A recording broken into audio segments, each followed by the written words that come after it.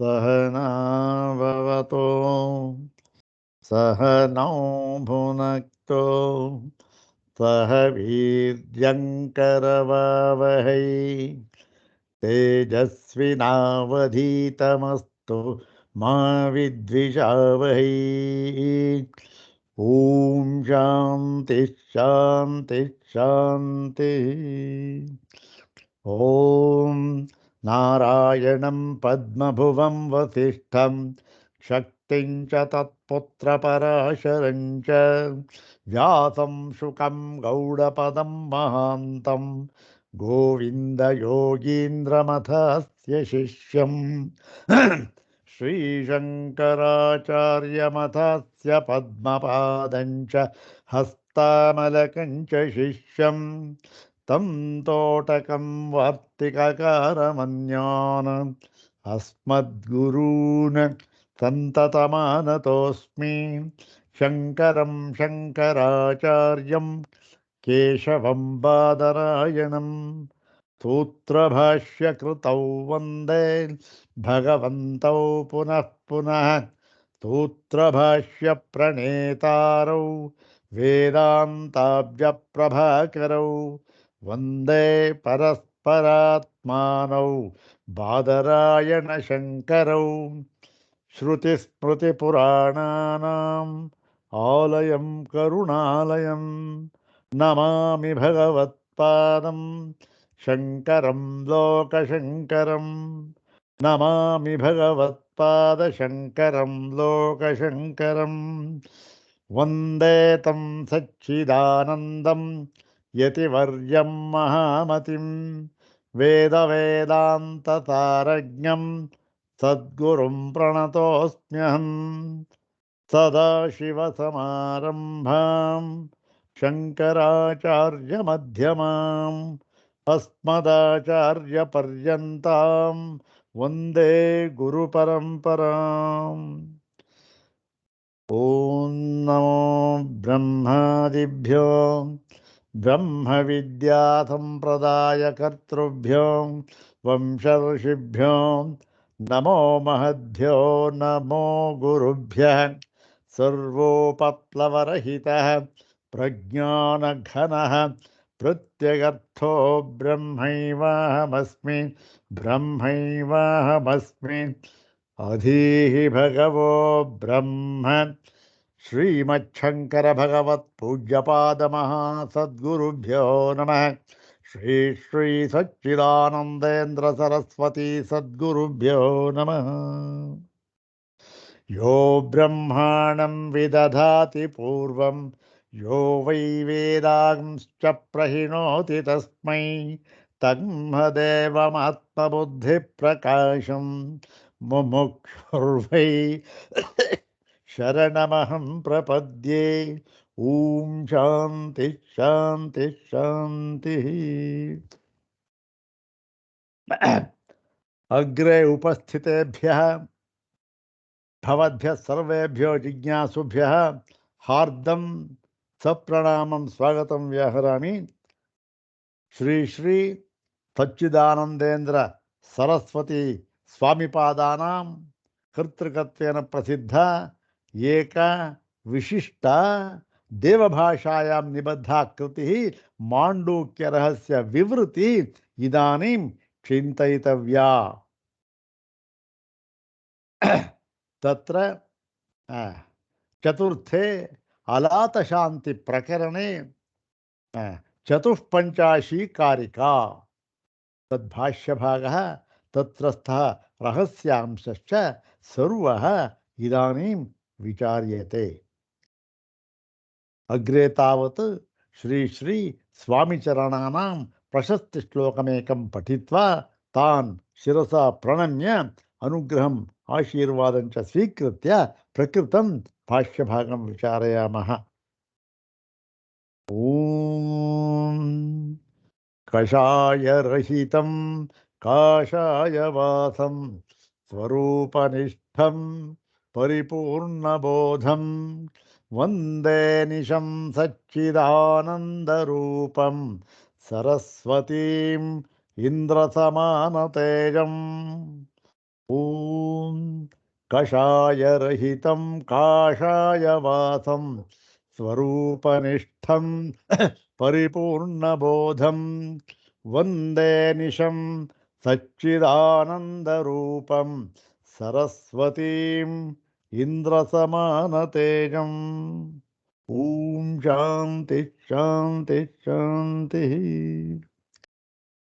ಅಥ ಶ್ರೀ ಸಚ್ಚಿದಾನಂದೇಂದ್ರ ಸರಸ್ವತಿ ಸ್ವಾಮಿ ಪಾದೈರ್ವಿರಚಿತಾಯಾಂ ಮಾಂಡೂಕ್ಯ ರಹಸ್ಯ ವಿವೃತೌ ಚತುರ್ಥಂ ಅಲಾತ ಶಾಂತಿ ಪ್ರಕರಣಂ. ತತ್ರ ಆ ಚತುಷ್ಪಂಚಾಶಿ ಕಾರಿಕಾ 54ನೆಯ ಕಾರಿಕೆ. ಏವಂ ನ ಚಿತ್ತಜಾ ಧರ್ಮಃ ಚಿತ್ತಂ ವಾಪಿ ನ ಧರ್ಮಜಂ ಏವಂ ಹೇತುಫಲಾ ಜಾತಿಂ ಪ್ರವಿಶಂತಿ ಮನೀಷಿಣಃ. ಓಂ ಏವಂ ನ ಚಿತ್ತಜಾ ಧರ್ಮಃ ಚಿತ್ತಂ ವಾಪಿ ನ ಧರ್ಮಜಂ ಏವಂ ಹೇತುಫಲಾ ಜಾತಿಂ ಪ್ರವಿಶಂತಿ ಮನೀಷಿಣಃ. ಇದು 54ನೆಯ ಕಾರಿಕೆ. ಇಲ್ಲಿ ಹಿಂದಿನ ಭಾಗದಲ್ಲಿ ಒಂದು 3-4 ಶ್ಲೋಕಗಳಲ್ಲಿ ಈ ಹೇಗೆ ಪರಮಾತ್ಮ ಏಕವು ಅಂದರೆ ಏಕವೇ ಅಂತ ಏಕ ಅಂತ ಹೇಳೋದಕ್ಕಾಗೋದಿಲ್ಲ, ಏಕಮೇವಾದ್ವಿತೀಯವು ಕೂಟಸ್ಥವೂ ಆಗಿದ್ದಾನೆ ಎಂಬುದನ್ನು ತಿಳಿಸಿ ಅದಕ್ಕಾಗಿ ಅಲಾತ ಅದರ ಒಂದು ಆ ದೃಷ್ಟಾಂತವನ್ನು ಹೇಳಿ ನಮಗೆ ಸಿದ್ಧ ಮಾಡಿ ತೋರಿಸಿದ್ರು ಭಗವಾನ್ ಗೌಡಪಾದರು. ತನ್ಮೂಲಕ ಏನು ಹೇತುಫಲ ನಿರಾಕರಣೆ ಮಾಡಿದ್ರು. ಹೇತುಫಲ ಅಂತಂದರೆ ಏನು? ಕಾರ್ಯಕಾರಣ ಭಾವ ಅಂತ ಅಷ್ಟೆ.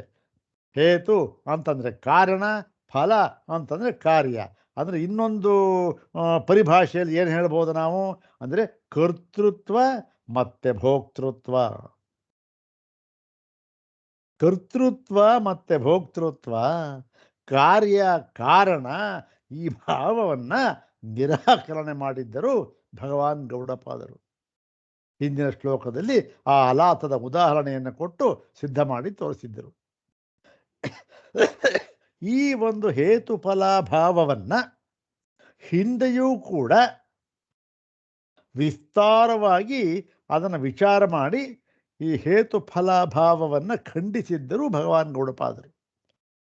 ಇಲ್ಲೂ ಕೂಡ ಅದನ್ನೇ ಮಾಡ್ತಾ ಇದ್ದಾರಲ್ಲ, ಯಾತಕ್ಕೆ ಅಂತಂದರೆ ಅಲ್ಲಿ ಹಿಂದೆ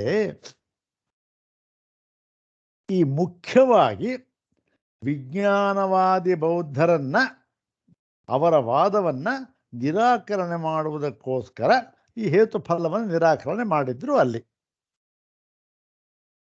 ಮತ್ತೆ ಅಲ್ಲಿ ಕೆಲವು ಉಪನಿಷತ್ ವಾಕ್ಯಗಳನ್ನು ಕೂಡ ಉದ್ಧಾರ ಮಾಡಿ ಹೇಳಿದರು. ಇಲ್ಲಿ ಪೂರ್ಣವಾಗಿ ಯಾವ ವಾಕ್ಯವನ್ನು ಉದ್ಧಾರ ಮಾಡದೆ ಕೇವಲ ತಮ್ಮದೇ ಆದ ಕಾರಿಕೆಯನ್ನು ಉದ್ಧಾರ ಮಾಡಿ ಯುಕ್ತಿಯಿಂದ ಇಲ್ಲಿ ಈ ಒಂದು ಹೇತು ಫಲಾಭಾವವನ್ನು ನಿರಾಕರಣೆ ಮಾಡ್ತಾ ಇದ್ದಾರೆ. ಅಂದರೆ ಹೇತು ಫಲಾಭಾವವನ್ನು ನಿರಾಕರಣೆ ಮಾಡುವುದು ಅಂತಂದ್ರೂ ಒಂದೇ. ಮತ್ತು ಇನ್ನೊಂದೇನು ಹೇಳ್ಬೋದು ಅದಕ್ಕೆ? ಅಜಾತಿವಾದ. ಯಾಕೆ? ಹೇತು ಫಲ ಕಾರ್ಯಕಾರಣ. ಕಾರ್ಯಕಾರಣ ಅಂತಂದ್ರೆ ಏನು? ಒಂದು ಹುಟ್ಟಿಸಲ್ಪಡತಕ್ಕದ್ದು ಒಂದು, ಇನ್ನೊಂದು ಹುಟ್ಟತಕ್ಕಂಥದ್ದು ಇನ್ನೊಂದು, ಹುಟ್ಟತಕ್ಕಂಥದ್ದು ಒಂದು. ಹುಟ್ಟತಕ್ಕಂಥದ್ದು ಅಂತಂದರೆ ಅದಕ್ಕೆ ಹುಟ್ಟುವುದಕ್ಕೆ ಕಾರಣವಾಗಿರ್ತಕ್ಕಂಥದ್ದು ಒಂದಿರಬೇಕು. ಅಲ್ಲಿ ಹೇತು ಫಲ ಬಂದೇ ಬಂತು. ಹೇತು ಫಲವನ್ನು ನಿರಾಕರಣೆ ಮಾಡಿದರೆ ಏನು ಸಿದ್ಧವಾದಾಗಾಯಿತು? ಅಜಾತಿವಾದವೂ ಸಿದ್ಧವಾದಾಗಿ ಆಯಿತು ಒಂದು ದೃಷ್ಟಿಯಿಂದ.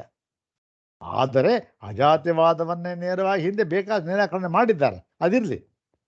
ಈಗ ಇಲ್ಲಿಯೂ ಕೂಡ ಯುಕ್ತಿಯಿಂದ ಹೇತುಫಲ ಅಭಾವವನ್ನು ಹೇಳಿ ಅಜಾತಿವಾದವನ್ನು ಸಿದ್ಧ ಮಾಡ್ತಾ ಇರ್ತಕ್ಕಂಥದ್ದನ್ನು ನೋಡಿದರೆ ಗೌಡಪಾದರು ಎಷ್ಟೊಂದು ದೃಢವಾಗಿ ಈ ಅಜಾತಿವಾದವನ್ನು ಸ್ಥಾಪನೆ ಮಾಡಿದ್ದರು ಎನ್ನುವುದು ಗೊತ್ತಾಗುತ್ತೆ.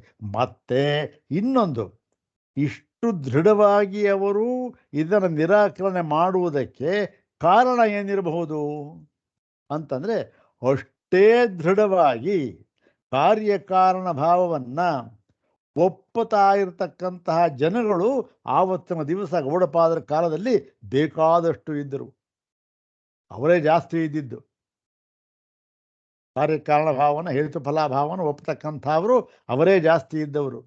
ಅವರು ಬಹಳ ಪ್ರಬಲರಾಗಿದ್ದರು. ಆಗ ಅವರನ್ನು ಎದುರಿಸುವುದಕ್ಕೋಸ್ಕರ ಇವರು ಇಷ್ಟೊಂದೆಲ್ಲ ಪ್ರಯತ್ನ ಮಾಡಿ ಮತ್ತೆ ಮತ್ತೆ ಮತ್ತೆ ಮತ್ತೆ ಈ ಹೇತು ಫಲಾಭಾವವನ್ನು ಸಿದ್ಧ ಮಾಡಿ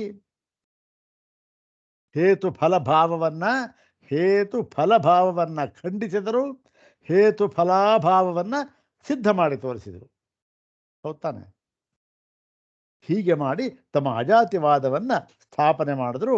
ಇಲ್ಲೂ ಕೂಡ ಅಲಾತದ ಒಂದು ದೃಷ್ಟಾಂತದ ಮೂಲಕ. ಮತ್ತೆ ಈಗ ಈ ಒಂದು ಕಾರ್ಯಕಾರಣ ಭಾವವನ್ನು ಹೀಗೆ ಪೂರ್ಣವಾಗಿ ಹೇತು ಫಲಭಾವವನ್ನು ನಿರಾಕರಣೆ ಮಾಡಿದ್ದರಿಂದ ಪ್ರಯೋಜನವಾದರೂ ಏನು? ಯಾತಕ್ಕೆ ನಿರಾಕರಣೆ ಮಾಡ್ತಾ ಇದ್ದೀರಿ ನೀವು? ಯಾಕೆ ಯಾವುದಾದ್ರೂ ಒಂದು ವಸ್ತು ಇದೆ ಅಂತ ಆದರೆ ಅದಕ್ಕೆ ಕಾರಣ ಅಂತ ಒಂದು ಬೇಕು. ಹೌದು ತಾನೆ? ಆ ವಸ್ತು ಇದೆ ಅಂತ ಆದರೆ ಏನದು? ಅದು ಯಾವುದರದ್ದೋ ಒಂದು ಕಾರ್ಯ ಅಂತ ಆಗಲೇಬೇಕು. ಯಾವುದರದ್ದೋ ಒಂದು ಕಾರ್ಯ ಅಂತ ಆದಮೇಲೆ ಒಂದು ಕಾರಣ ಅಂತ ಆಗಬೇಕು. ಇದನ್ನು ಸಿದ್ಧ ಮಾಡಿದರೆ ನಿಮ್ಮದೇನು ಹೋಗುತ್ತೆ? ಮತ್ತು ಈ ಕಾರ್ಯಕಾರಣ ಭಾವವನ್ನು ನಿರಾಕರಣೆ ಮಾಡಿ ಏಕತ್ವವನ್ನು ಸ್ಥಾಪನೆ ಮಾಡಿದರೆ ಪ್ರಯೋಜನವಾದರೂ ಏನಾಗುತ್ತೆ ಜೀವರುಗಳಿಗೆ ಅಂದರೆ ಅದನ್ನು ಇಲ್ಲಿ ಹೇಳ್ತಾ ಇದ್ದಾರೆ. ಏನು ಪ್ರಯೋಜನ ಗೊತ್ತೇನಪ್ಪ? ಪ್ರಯೋಜನ ಇನ್ನೇನು ನಾವು ದೊಡ್ಡದಾಗಿ ಪುಟಗಟ್ಟಲೆ ಬರೆಯತಕ್ಕಂತಹ ಪ್ರಯೋಜನ ಇಲ್ಲ. ನೀನು ಈ ಕಾರ್ಯಕಾರಣ ಭಾವವನ್ನು ನಿರಾಕರಣೆ ಮಾಡಿದ್ದರೆ ಏನು ಪ್ರಯೋಜನವಾಯಿತು ಜೀವರುಗಳಿಗೆ ಅಂತ ಕೇಳ್ತಾ ಇದ್ದೀಯಲ್ಲ, ಅದಕ್ಕೆ ಉತ್ತರ ಏನು ಗೊತ್ತೇ? ಒಂದೇ ಒಂದು ವಾಕ್ಯ. ಏನು? ಜೀವತ್ವವೇ ಹೋಗಿಬಿಡುತ್ತದೆ ಅಷ್ಟೆ. ಇದೇ ಪ್ರಯೋಜನ. ಜೀವಸ್ಯ ಜೀವತ್ವಮೇವ ಪ್ರಣಶ್ಯತಿ ಅಂತ ಹೇಳ್ಬೋದು ವ್ಯಾವಹಾರಿಕವಾಗಿ, ಅಥವಾ ಇನ್ನು ಬಾಧತೆ ಅಂತ ಬೇಕಾದ್ರೂ ಹೇಳ್ಬೋದು. ಜೀವತ್ವವೇ ಬಾಧವಾಗಿ ಹೋಗಿಬಿಡುತ್ತದೆ. ಓಹೋ, ಅದಕ್ಕಿಂತ ಇನ್ನೇನ ಪ್ರಯೋಜನ? ಜೀವತ್ವವೇ ಹೋಗಿಬಿಟ್ಟರೆ ಅವನು ಪರಮಾತ್ಮನೇ. ಓಹೋ, ಈ ಪ್ರಯೋಜನವೇ ಅಂತಕ್ಕಂಥದ್ದು ಒಂದು ಆಶ್ಚರ್ಯಕರವಾದ ಒಂದು ಪ್ರಸಂಗ ಇದು. ಇದನ್ನು ಈ ಒಂದು ಕಾರಿಕೆಯಲ್ಲಿ ಭಗವಾನ್ ಗೌಡಪಾದರು ಹೇಳ್ತಾ ಇದ್ದಾರೆ. ಇದು ಒಂದು ರೀತಿಯಲ್ಲಿ ಉಪಸಂಹಾರ ರೂಪವಾದ ಒಂದು ಕಾರಿಕೆಯೂ ಹೌದು. ಇದು ಹಿಂದೆ ಹೇಳಿದ್ರು, ಅದನ್ನೇ ಇದು ಉಪಸಂಹಾರ ರೂಪವಾಗಿ ಹೇಳ್ತಾ ಇದ್ದಾರೆ. ಏನು ಒಂದು ಕಾರಿಕೆಯನ್ನು 2 ಸರಿ ಪಾರಾಯಣ ಮಾಡಿ, ಇಲ್ಲ 1 ಸರಿ ಸಾಕು, 1 ಸರಿ ಪಾರಾಯಣ ಮಾಡಿ ಆ ಭಾಷ್ಯ ಭಾಗ ಒಂದು ನೋಡೋಣ. ಏವಂ ನ ಚಿತ್ತಜಾ ಧರ್ಮ ಚಿತ್ತಂ ವಾಪಿ ನ ಧರ್ಮಜಂ ಏವಂ ಹೇತು ಫಲಾ ಜಾತಿಂ ಪ್ರವಿಶಂತಿ ಮನೀಷಿಣಃ. ಇದು ಪದ ವಿಭಾಗ ಕ್ರಮ ನೋಡೋಣ. ಏವಂ ನ ಚಿತ್ತಜಾಹ ವಾ ಚಿತ್ತಂ ಅಪಿ ನ ಧರ್ಮಜಂ ಏವಂ ಹೇತುಫಲಾ ಜಾತಿಂ ಹೇತುಫಲ ಅಜಾತಿಂ ಪ್ರವಿಶಂತಿ ಮನೀಷಿಣಾ. ಇದು ಈ ವಿಭಾಗ ಕ್ರಮ ಆಯಿತು. ಅನ್ವಯ ಕ್ರಮನೂ ಇದೇ ರೀತಿ ಇದೆ, ಏನು ಕಷ್ಟವಿಲ್ಲ, ಸ್ವಲ್ಪ ಹೆಚ್ಚು ಕಡಿಮೆ ಅನ್ವಯ ಕ್ರಮದಲ್ಲೇ ಇದೆ. ನೋಡೋಣ. ಏವಂ ಧರ್ಮಾಹ ನ ಚಿತ್ತಜಾಹ. ಹಿಂದೆ ಎಲ್ಲ ಹೇಳಿದ್ರಲ್ಲ ಇದು. ಈ ಧರ್ಮರುಗಳು ಅಂದ್ರೆ ಏನು? ಹೊರಗಿನ ಬಾಹ್ಯ ಪದಾರ್ಥಗಳು ಯಾವ್ಯಾವ ಇದೆಯೋ ಎಲ್ಲವೂ ಕೂಡ ಮತ್ತೆ ಜೀವರುಗಳು ಅಂತ ಕೂಡ ಅರ್ಥ ಮಾಡಬಹುದು. ಇವೆಲ್ಲವೂ ಕೂಡ ನ ಚಿತ್ತಜಾಹ ಅಂದ್ರೇನು? ನ ಚಿತ್ತೇನ ಜಾಯಂತೆ. ಏತೇ ಧರ್ಮಾ ನ ಚಿತ್ತೇನ ಜಾಯಂತೆ ಅಂದ್ರು. ಇವು ಚಿತ್ತದಿಂದ ಎಂದಿಗೂ ಹುಟ್ಟುವುದಿಲ್ಲ. ವಾ ಅಥವಾ ಚಿತ್ತಂ ಅಪಿ ನ ಧರ್ಮಜಂ. ಆಯಿತು, ಈ ವಾಕ್ಯಾರ್ಥವಾದಿಗಳು ಹೇಳ್ತಾರೆ, ಏನು ಚಿತ್ತ ಚಿತ್ತ ಏನ್ರಿ ಚಿತ್ತ? ಹೊರಗಿನ ಪದಾರ್ಥ ಇದ್ರೆ ನಿಮಗೆ ಚಿತ್ತ ಅಷ್ಟೇ. ಹೊರಗಿನ ಪದಾರ್ಥ ಯಾವುದೂ ಇಲ್ಲವೇ ಇಲ್ಲ ಅಂದ್ಬಿಟ್ರೆ ಎಲ್ಲಿ ಚಿತ್ತ? ಚಿತ್ತ ವ್ಯಾಪಾರವೇ ಇಲ್ವಲ್ಲ ಅಂತ ಅವ್ರು ಹೇಳ್ತಾರೆ. ಅದಕ್ಕೋಸ್ಕರ ಹೇಳ್ತಾ ಇದ್ದಾರೆ, ವಾ ಚಿತ್ತಂ ಅಪಿ ನ ಧರ್ಮಜಂ. ಚಿತ್ತವೂ ಕೂಡ ಧರ್ಮದಿಂದ ಹುಟ್ಟಿರುವುದಲ್ಲ. ಧರ್ಮದಿಂದ ಚಿತ್ತವೂ ಹುಟ್ಟಿಲ್ಲ, ಚಿತ್ತದಿಂದ ಧರ್ಮವೂ ಹುಟ್ಟಿಲ್ಲ. ಹೇತುಫಲಾಭಾವವೇ ಇಲ್ಲಿ. ಏವಂ ಹೇತುಫಲ ಅಜಾತಿಂ. ನೋಡಿ, ಇಲ್ಲಿ ಅಜಾತಿ ಹೇಳಿದ್ರೆ ಇಲ್ಲಿ ಏವಂ ಹೇತುಫಲ ಅಜಾತಿಂ.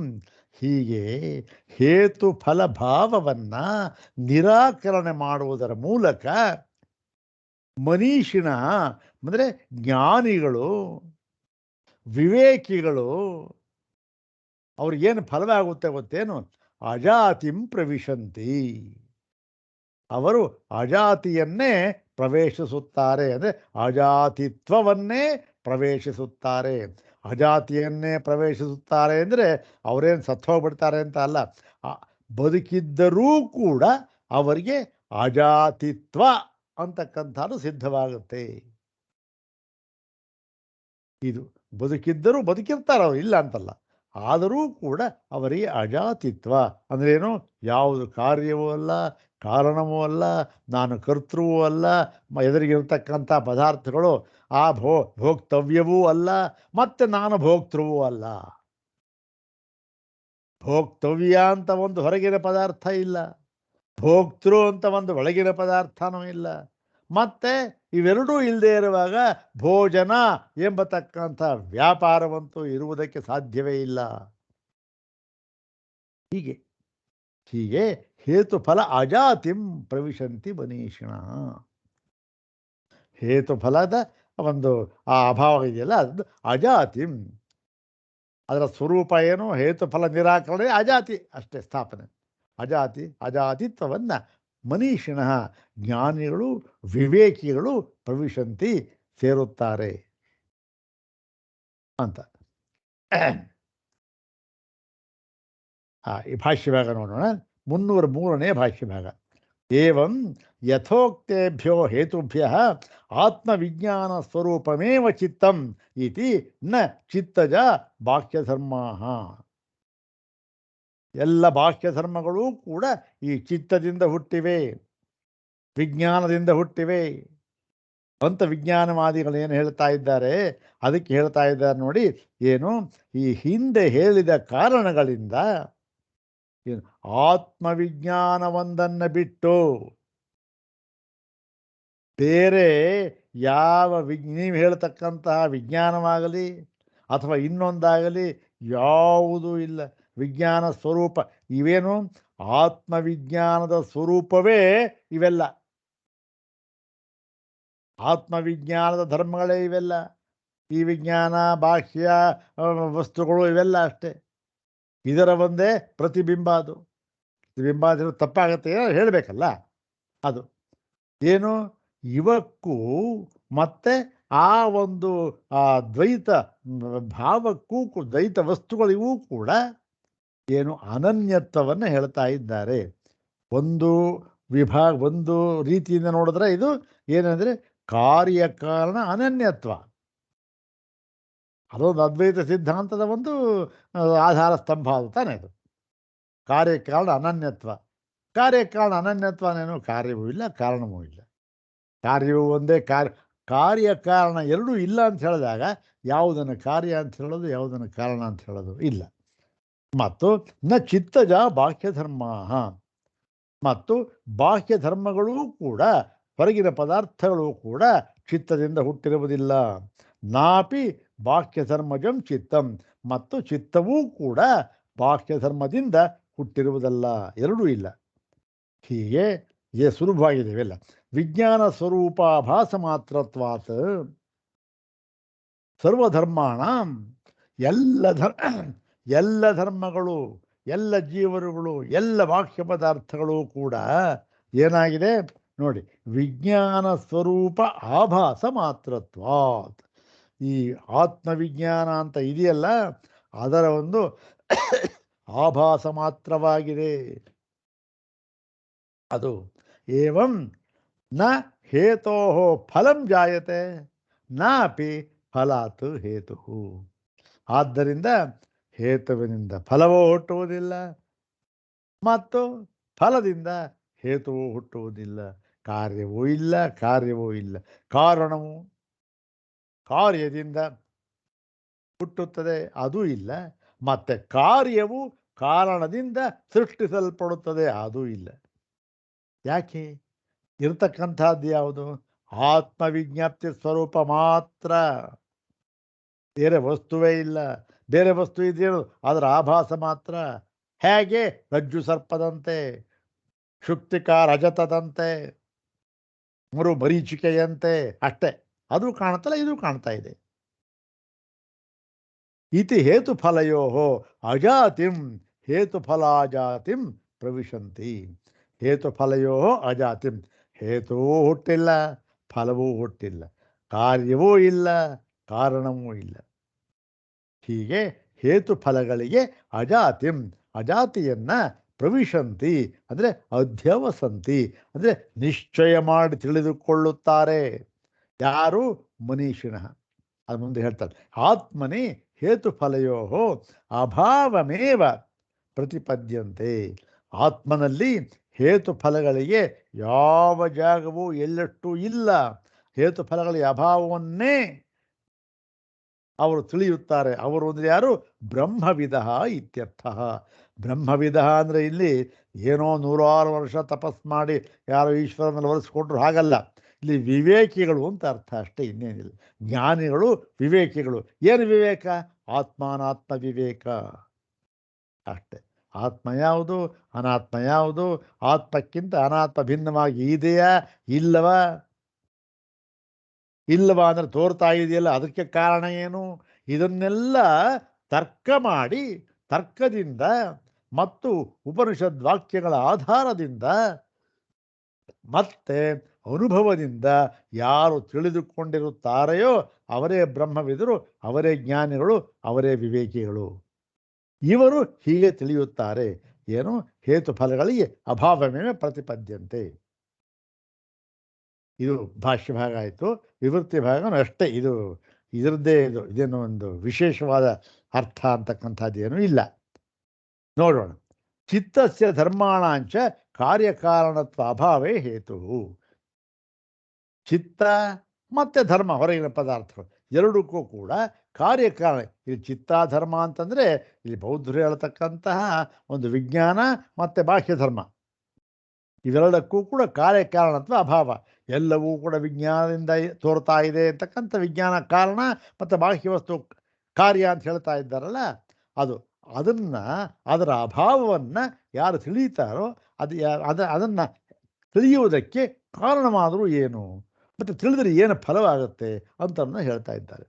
ಏವಂ ಜಾತ್ಯಾದೀನಾಂ ಆಭಾಸ ಮಾತ್ರತ್ವಾದ್ ಆತ್ಮನಃ ಸರ್ವ ಅನನ್ಯತ್ವಾತ್ ಅನ್ಯಸ್ಯ ದ್ರವ್ಯಸ್ಯ ಅಸಂಭವಾತ್ ಚ ಇತಿ ಏತೇಭ್ಯೋ ಹೇತುಭ್ಯಃ ಆತ್ಮನಃ ಕಾರಣತಾ ಅನುಪಪತ್ತೇಃ ಜೀವೋಪಾಧಿತ್ವೇನ ಮತಂ ಚಿತ್ತಮೇವ ತಾವತ್ ನ ಜಾಯತೆ. ಏವಂ, ಈ ರೀತಿಯಾಗಿ ಜಾತ್ಯಾದೀನ ಆಭಾಸ ಮಾತ್ರ, ಈ ಜಾತಿಯೇ ಮೊದಲಾದವುಗಳು ಏನು ಪದಾರ್ಥ ಜಾತಿ ಹುಟ್ಟಿವೆಯಲ್ಲ ಅವೆಲ್ಲಗಳು ಆಭಾಸ ಮಾತ್ರತ್ವಾದ ಆತ್ಮನಃ, ಆತ್ಮಸ್ವರೂಪದ ಕೇವಲ ಆಭಾಸ ಮಾತ್ರವಾಗಿದೆ ಅಷ್ಟೇ. ಅದಕ್ಕೆ ಸ್ವತಂತ್ರವಾದ ಒಂದು ಅಸ್ತಿತ್ವ ಅಂತಕ್ಕಂಥದ್ದು ಇಲ್ಲ, ಆಭಾಸ ರೂಪ ಅದು ಅಷ್ಟೇ. ಮತ್ತು ಸರ್ವ ಅನನ್ಯತ್ವಾತ್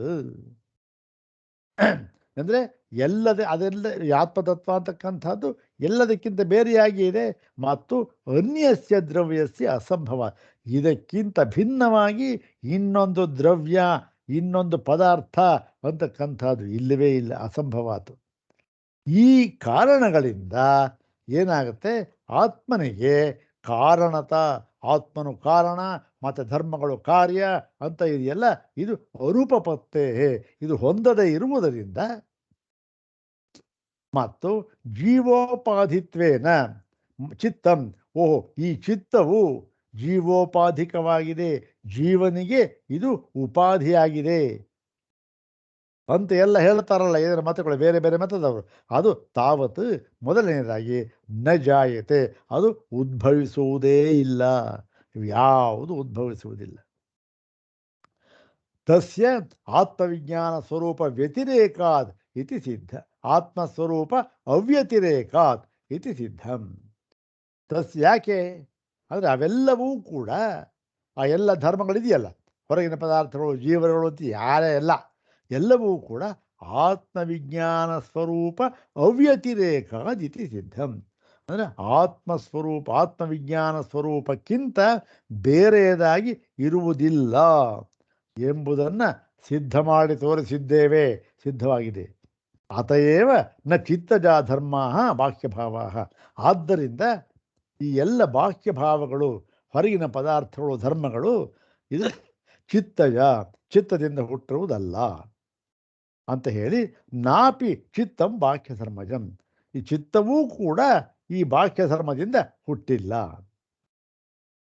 ಮತ್ತೆ ವಿಜ್ಞಾನ ಸ್ವರೂಪ ಆಭಾಸ ಮಾತ್ರತ್ವ ಸರ್ವಧರ್ಮಾಣ, ಎಲ್ಲ ಧರ್ಮಗಳು ಕೂಡ ವಿಜ್ಞಾನ ಸ್ವರೂಪದ ಆಭಾಸ ಮಾತ್ರವೇ ಆಗಿದೆ. ಇದು ಭಾಷೆ ಇರತಕ್ಕಂಥದ್ದೇ, ಇಲ್ಲಿ ಸ್ವಾಮಿಗಳು ಸ್ವಲ್ಪ ಬೇರೆ ಒಂದು ಪದಗಳನ್ನು ಜೋಡಿಸಿ ಬರೆದಿದ್ದಾರೆ ಅಷ್ಟೇ, ಇನ್ನೇನಿಲ್ಲ, ಏನು ವಿಶೇಷವಾದ ಆ ಒಂದು ಸಂಗತಿಗಳೇನೂ ಇಲ್ಲ. ನಹಿ ಶುಕ್ತ್ಯಾಭಾಸ ಮಾತ್ರಂ ಸತ್ ರಜತಂ ರಜ್ವಾಭಾಸ ಸರ್ಪಜಂ ಇತಿ ವಾ ತದ್ವಿಪರ್ಯಯೇನ ರಜ್ಜು ಸರ್ಪೋ ವಾ ಶುಕ್ತಿರಜತಜ ಇತಿ ವಾ ಮನ್ಯಂತೆ ಕೇಳಿ. ಇದು ನೋಡಿ, ಯಾರೂ ಕೂಡ ಪ್ರಪಂಚದಲ್ಲಿ ನೋಡಿ, ಶುಕ್ತ್ಯಾಭಾಸ ಮಾತ್ರಂ ಸತ್ ರಜತಂ, ಈ ರಜತ ಬೆಳ್ಳಿ ಕಾಣ್ತಾ ಇದೆ, ಅದೇನು ಬೆಳ್ಳಿ ಅದು? ಇಲ್ಲ, ಅದು ಏನದು? ಕೇವಲ ಕಪ್ಪೆ ಚಿಪ್ಪಿನ ಆಭಾಸ ಮಾತ್ರ, ಅಷ್ಟೇ ತಾನೆ.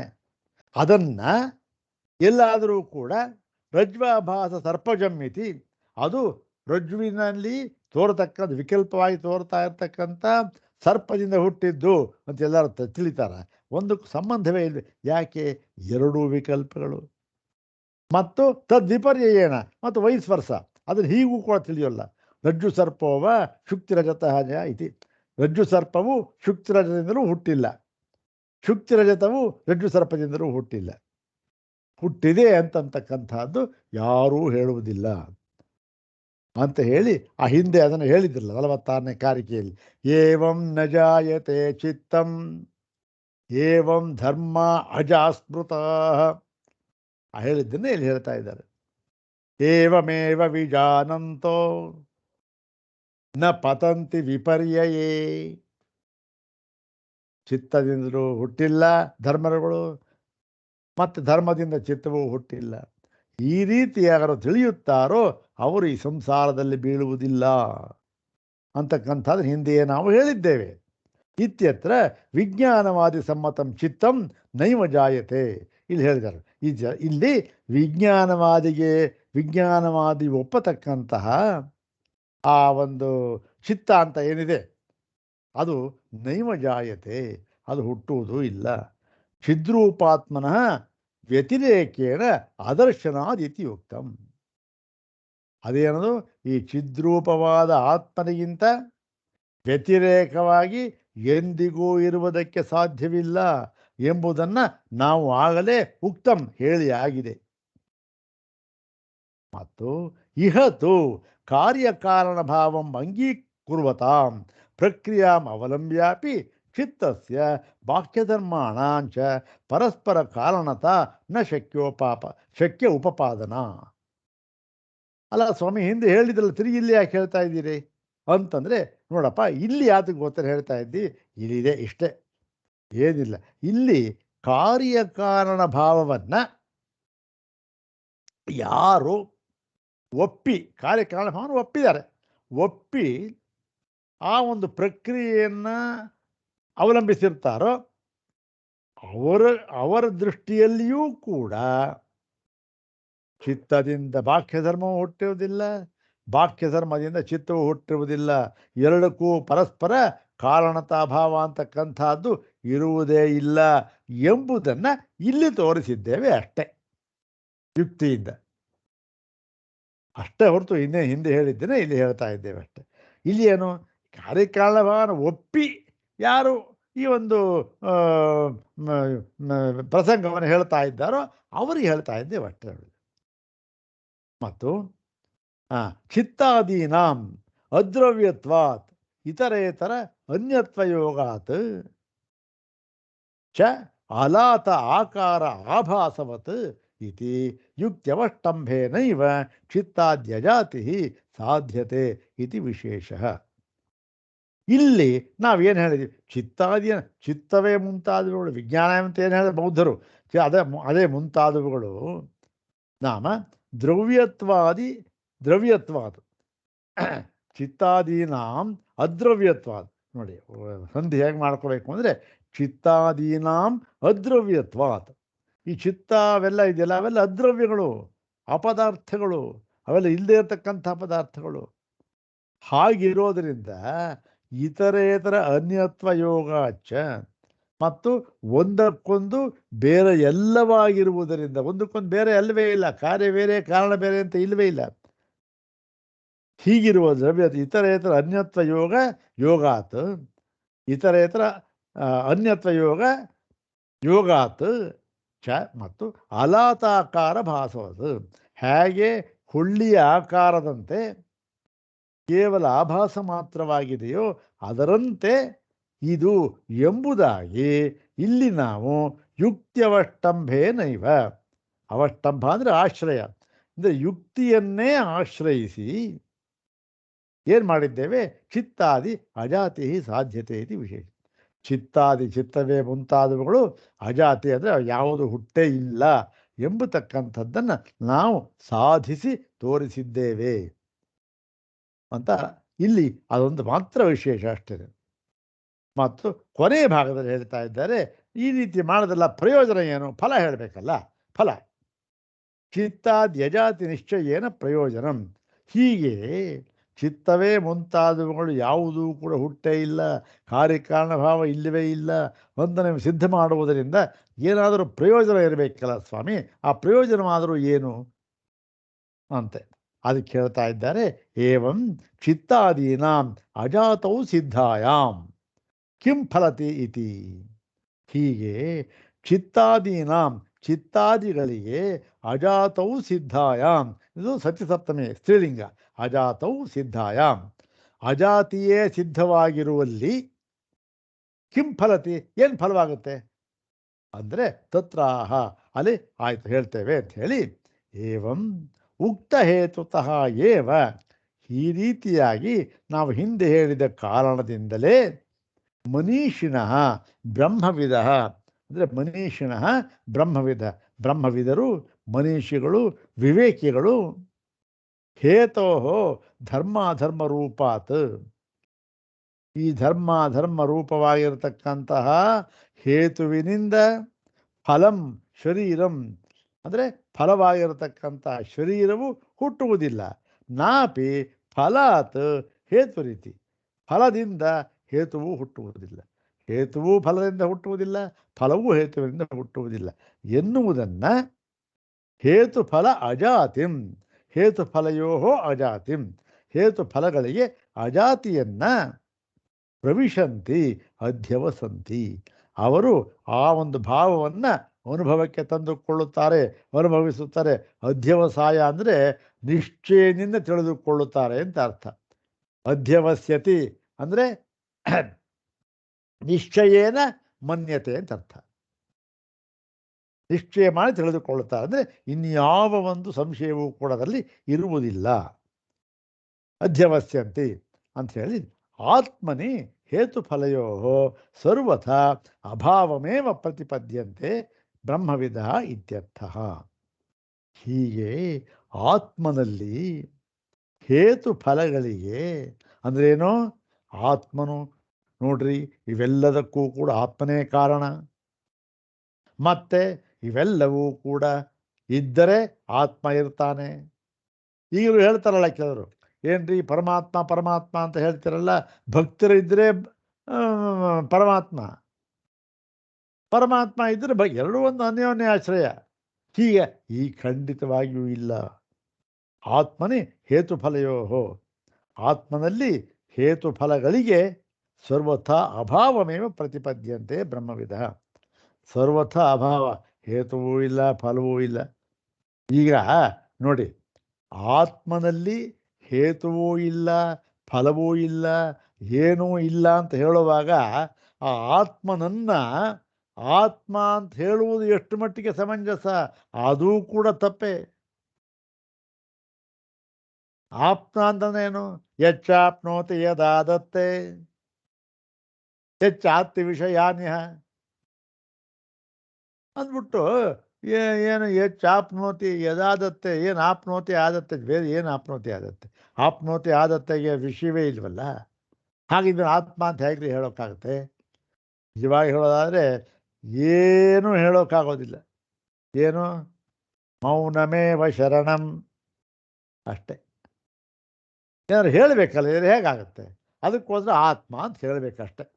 ನಿಜವಾಗಿಯೂ ಕೂಡ ಆತ್ಮ ಅಂತ ಹೇಳುವುದು ತಪ್ಪು. ಯಾಕೆ? ಕಾರ್ಯವೂ ಇಲ್ಲ ಕಾರಣವೂ ಇಲ್ಲ. ಆದ್ದರಿಂದ ಇಲ್ಲಿ ಇಂತಹ ಒಂದು ಭಾವವನ್ನು ಪ್ರತಿಪದ್ಯಂತೆ ತಿಳಿದುಕೊಳ್ಳುತ್ತಾರೆ ಅಂತಂದರೆ, ಇಲ್ಲಿ ಒಂದು ಪ್ರತಿಪದ್ಯಂತೆ ಅಂದರೆ ಕೇವಲ ತಿಳಿದುಕೊಳ್ಳುತ್ತಾರೆ, ನಿಶ್ಚಯಿಸಿ ತಿಳಿದುಕೊಳ್ಳುತ್ತಾರೆ ಅಂತ ಅರ್ಥವಲ್ಲ. ಅವರು ಅನುಭೂಯಂತೆ ಅಂತ ಅರ್ಥ. ಅನುಭೂಯಂತೆ, ಅವರು ಅನುಭವಿಸುತ್ತಾರೆ. ಬರೀ ತಿಳ್ಕೊಳ್ಳೋದು ಪುಸ್ತಕ ಜ್ಞಾನ ಅಥವಾ ಮಸ್ತಕ ಜ್ಞಾನ ಅಲ್ಲ, ಅವರು ಅನುಭವಿಸಿ ತಿಳಿದುಕೊಳ್ಳುತ್ತಾರೆ. ಇದು ಅವರಿಗೆ ಆಗತಕ್ಕಂತಹ ಫಲ. ಏನು? ಅವರು ಅನುಭವಿಸಿ ತಿಳಿದುಕೊಳ್ಳುತ್ತಾರೆ ಅಂದರೆ ಕಾರ್ಯವೂ ಇಲ್ಲ ಕಾರಣವೂ ಇಲ್ಲ ಅಂತಂದರೆ ಏನು? ಅಂದರೆ ಜೀವರುಗಳು ಅಂದರೆ ನಾವೆಲ್ಲರುಗಳು ತಮ್ಮ ಜೀವತ್ವವನ್ನೇ ಬಾಧ ಮಾಡಿಕೊಂಡು ಬಿಡುತ್ತಾರೆ. ಜೀವತ್ವವಿದೆ, ಜೀವತ್ವ ಇದ್ರೆ ತಾನೇ ಸ್ವಾಮಿ ಸಂಸಾರ, ಸುಖ ದುಃಖ ಲಾಭ ನಷ್ಟ ಶೋಕ ಮೋಹ. ಯಾರಿಗೆ? ಜೀವರುಗಳಿಗೆ. ಆ ಜೀವರುಗಳ ಜೀವತ್ವವೇ ಹೋಗಿಬಿಡ್ತು ಅಂದರೆ ಇನ್ಯಾವ ಧರ್ಮ, ಇನ್ಯಾವ ಸಂಸಾರ, ಇನ್ಯಾವ ಲಾಭ ನಷ್ಟ ದ್ವೈತ ಯಾವುದೂ ಇಲ್ಲ. ನೋಡಿ ಎಷ್ಟು ಯುಕ್ತಿಯುಕ್ತವಾಗಿ ಇದನ್ನು ಸಾಧನೆ ಮಾಡ್ತಾ ಇದ್ದಾರೆ ಭಗವಾನ್ ಗೌಡಪಾದರು. ಅಂದರೆ ಇಷ್ಟೊಂದು ವಿಸ್ತಾರವಾಗಿ ಹೇಳಬೇಕಾದ್ರೆ ಆಗಿನ ಕಾಲದಲ್ಲಿ ಈ ಒಂದು ಜಾತಿವಾದ ಅಂತಕ್ಕಂಥದ್ದು ಎಷ್ಟು ಪ್ರಬಲವಾಗಿತ್ತು ಅಂತಕ್ಕಂಥದ್ದು ನಮಗೆ ಗೊತ್ತಾಗುತ್ತೆ. ಇರಲಿ, ಇಲ್ಲಿಗೆ 54ನೆಯ ಶ್ಲೋಕ ಭಾಗ, ಕಾರಿಕಾ ಭಾಗ, ಭಾಷ್ಯ ಭಾಗ ಎಲ್ಲ ಮುಗೀತು. 55ನೇ ಭಾಷ್ಯವನ್ನು ಮುಂದಿನ ಭಾಗದಲ್ಲಿ ವಿಚಾರ ಮಾಡೋಣ. ಮುಂದಿನ ಒಂದು ಇದು ಯಾವತ್ತು? ಸೋಮವಾರ ಸೂತ್ರ ಭಾಷ್ಯ ಮುಂದುವರಿಯುತ್ತೆ. ಓಂ ಶಾಂತಿ ಶಾಂತಿ.